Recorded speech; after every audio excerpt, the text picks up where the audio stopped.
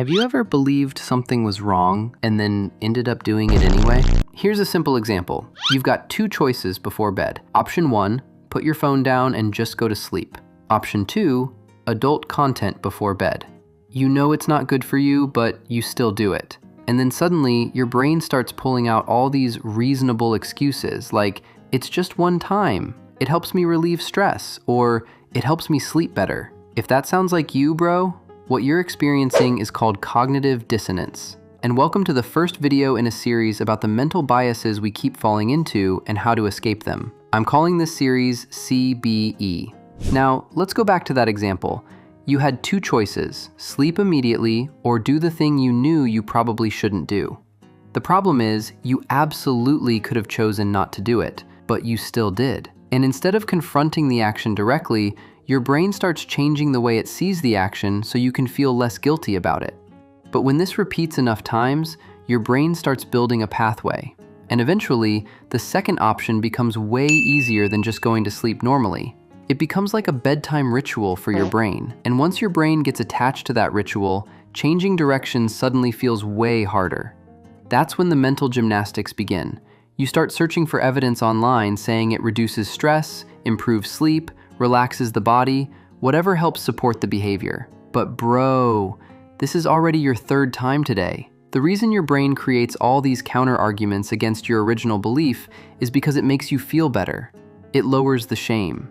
It lowers the discomfort. But that temporary relief doesn't actually solve the disappointment you feel toward yourself. And that's why cognitive dissonance usually leads to guilt and inner conflict. Because deep down, you know this isn't the person you want to become. But at the same time, you're stuck in defense mode, ready to get annoyed whenever someone points out your mistake, mostly because they're too accurate. At that point, your beliefs and your actions stop matching. And the more times you do that, the more your original beliefs slowly get buried. But it doesn't stop there. When you lie to yourself too many times, you eventually start doubting yourself every time you're about to make a decision. You stop trusting whether you'll actually follow through on the things you say. Or, to put it bluntly, you stop trusting yourself. It becomes way easier to live based on social pressure, FOMO, or expectations from other people, even when you don't actually want those things. And before you even realize it, you become an unpaid lawyer defending the exact bad habits you once tried to justify. And that's when you become vulnerable to another bias called confirmation bias, which I'll talk about in future videos in the CBE playlist. Sounds pretty serious. So Paw, where does this cognitive bias actually come from? There are a few major reasons behind it. The first one is addiction. Go back to the original behavior and ask yourself honestly, is quitting actually hard? If the answer is yes, then maybe this isn't just something you do for fun anymore. It's become something your brain keeps wanting to return to, even when you know it's not really good for you. The second reason is having too many choices when making decisions. Because when there are too many options, your brain gets exhausted.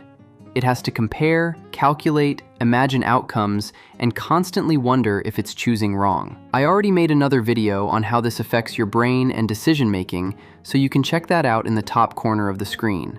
The third reason is social pressure. And honestly, this hits Gen Z really hard.